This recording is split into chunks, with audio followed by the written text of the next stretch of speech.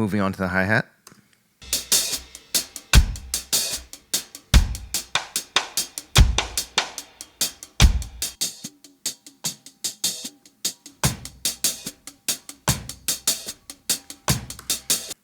All right, so first note, I always like to set the hi-hat channel panning roughly where it's sitting in the overhead. So always start with the overheads when you start with your hi-hat.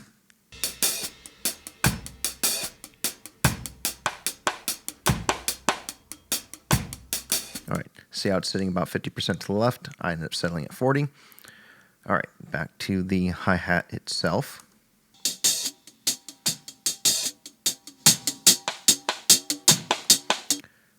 So the hi-hat, fairly simple, REQ and Brainworx console N, which is a little Neve clone. And let's show you what we did here.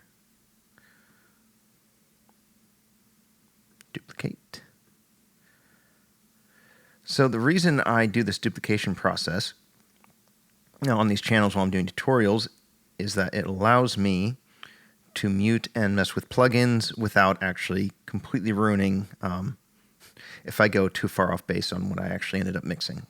All right, so keep that disabled and start here. So here's the original. First thing I'll do,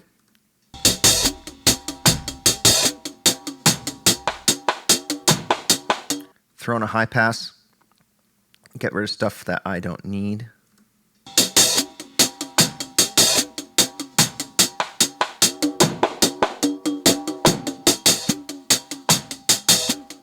Get a little bit of mud. Hear that ring? Get rid of some of that.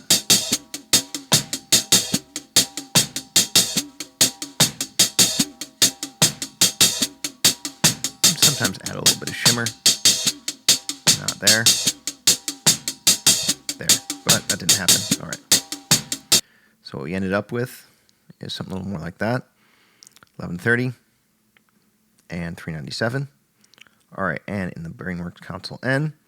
So this was mainly compression and a little bit more EQ. So that top end that I added and then took away on the REQ up here, I actually add right back here, 8,000 hertz, 2 dB. Actually, so let's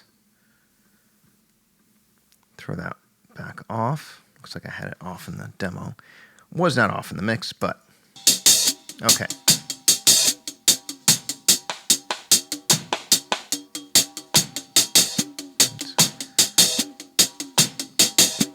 So, let's see, 350 hertz.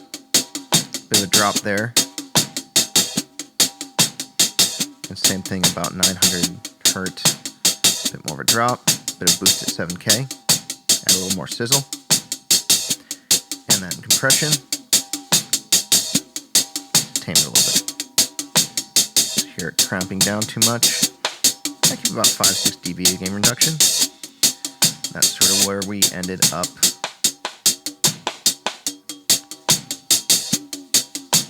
on the mix there. So once again, with, without. Basically just cleaning it up, adding some dynamics control. That's all that was.